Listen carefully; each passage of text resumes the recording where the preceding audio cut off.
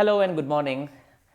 When I was pursuing my medicine and I was studying to be a medical doctor, um, I thought that I would, end up being in psychiatry until I realized that psychiatry is less about talking to people, resolving their issues from a humanistic standpoint, but more from a chemical standpoint, where you experiment with different salts, and then you see which combination works best for people, and that's how you prescribe in order to reduce or in order to increase or in order to manage the neurochemical structure, basically the chemicals in the brain.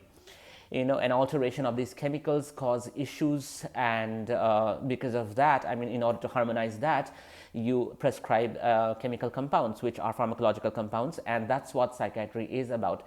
Anyway, I told my father that I would like to be in a profession where I'm able to talk to people, listen to them, where I'm able to impact people for what I speak. My spoken word must have some kind of value, and I realized it long time back, even as a child.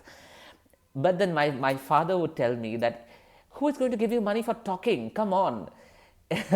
And that truly became a belief system for me. Who's going to pay me money for talking, for heaven's sake? Do people who talk make money? They might just be faffing around.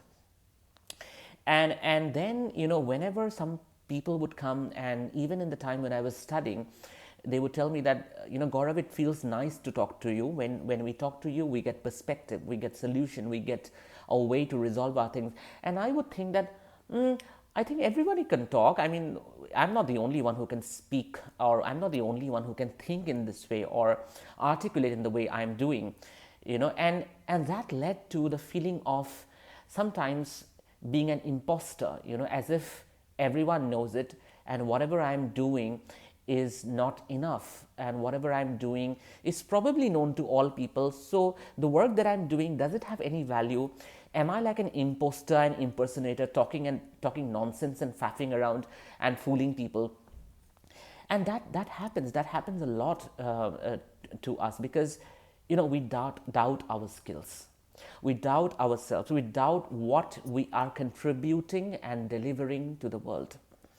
And in doing so, somehow or the other, sometimes parents, grandparents, relatives, people we grow up with, are responsible for inculcating the belief system that things that come easily to you are not something you need to invest in, are not something that you need to put your head into. You should go for things that are tough, you should go for things that are difficult, you should go for things that are challenging. There are at times in my sessions, people from the corporate sector end up in my sessions, and they tell me that, I'm not liking the fact that there is just too much of work, and then I have to do so much work from 9 to 5, and then change things all the time, and there's just too much effort. Sometimes passion can also be suffering. And then I tell them that, how do you feel about challenges in your life? And the person would say, oh, I love challenges. Without challenges I wouldn't be able to grow, and without pain it's difficult to move in life or to create a difference in life. And I would say, that's exactly the answer. You want challenges, you want to grow through suffering. That's your reality, and hence the universe gives you that. It makes it even more tangible. So the central point is, we are unwilling to believe in the ease that we can have in our life. If you throw a leaf into a stream of flowing water, the leaf will flow along with the stream of flowing water. If you throw a human into that stream of water, of course the human is going to fight back, and everyone does that. You want to fight against the current, and hence there is resistance, there is struggle, and you feel that when you have resisted, when you have struggled, you have won, and that's how you determine your self-worth, and that's what you also do with money. So mehnat ka paisa mehnat ka paisa is something that all of you desire. You don't want free ka paisa, fokat ka mal, they say it like that, isn't it? So the point is that things that come easily to you, are you truly ready to receive it? Ask yourself this question: where all in your life things came easily to you, skills came easily to you, resources came easily to you, and you could not take it because it did not give you a sense of self worth. The point is, who has asked you to attach money to self worth? Your self worth is determined by who you are, who you believe in. It's not determined by the amount of money you have, by the amount of hours you have spent, by the amount of skills that you have inculcated and practiced, not even by the profession or the kind of work you do. That doesn't determine your self worth. Your self worth is determined by what you believe in, what truly you are. So going back to the previous point, that things come easily, the things that come easily to us, we don't pay much attention to it, and we don't want to make it a part of our world. We don't want to invest in it. And therefore, when I was studying medicine, everyone was asked, every single person was asked, what do you want to do your post-graduation in? And someone would say, I want to do my post-grads in surgery, and someone else would say, I want to do my post-grads in medicine, and someone would say in gynecology. But none of them would ever talk about things like microbiology, pathology, and say community medicine, or anatomy or physiology. You see, these are non-clinical streams, but that doesn't mean that they are not important. It can come easily to some people. There were people who were brilliant in microbiology. There were people who were brilliant in pathology, and yet when they got the seat, they did not take it. They said that we are going to try another time in order to get through surgery, in order to get through medicine. And there was this whole notion that we have to get through tough branches, difficult branches which are challenging in nature. Well, what's the point? They are still struggling. They are still moving through challenges, and probably they will still move through challenges in their whole life, because challenges determined who they are. They have allowed the control, power, and access of their life, the chain of their life, to those challenges, to those sufferings, to those misery, to the difficult life that they have chosen. And then they can be like really proud that, oh my God, I've chosen this difficult life, and see what I have made out of this difficult life. And even if I had not made money, I have made myself worthy of XYZ.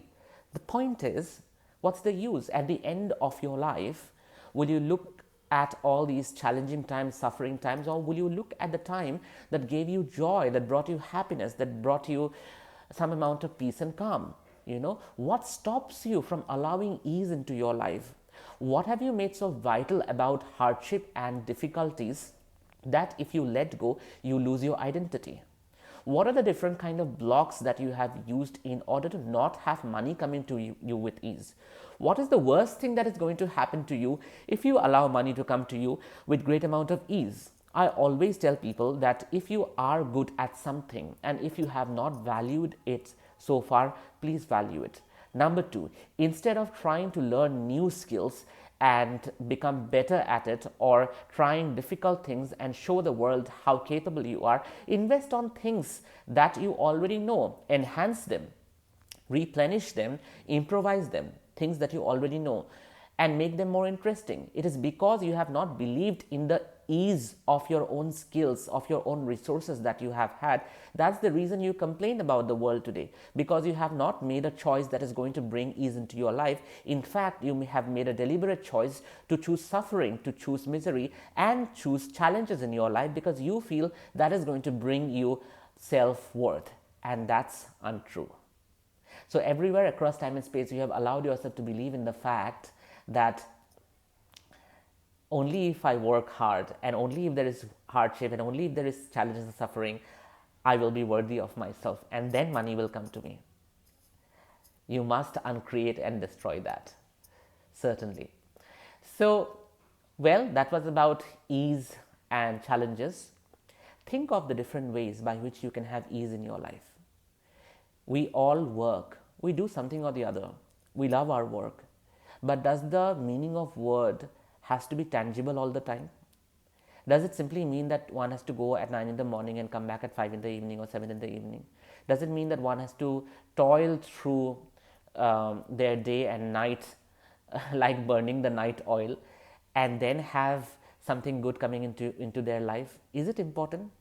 These are the notions of work that we have. But work can mean so many other things, no? Work can mean creation, it can mean ideation, it can mean thinking, it can be coming up with the most innovative idea. That's the reason why we have ideators in this world. That's the reason why we have innovators in this world, because everything begins as a thought, and then it moves into action, right?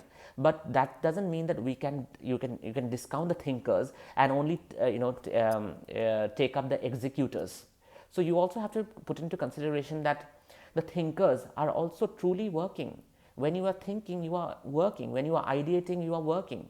Work doesn't necessarily mean that you have to put in tangible hands and legs and body into it, right? So I leave you here, and I hope you enjoyed this video. Thank you so much.